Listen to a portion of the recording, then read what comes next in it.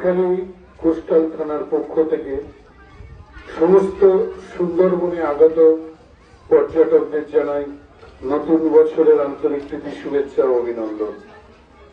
যে সমস্ত tourist boat বা পর্যটকরা আপনারা এই ঝড়খালিতে এসছেন, যাদের বোট মালিক, যাদের বোটগুলো যাত্রীদেরকে নিয়ে আসছেন, তাদের কাছে আমরা অনুরোধ করব আপনারা যাত্রীদেরকে আমাদের যে সিমেন্টের জেটিঘাট আছে ওখানে নামাবেন।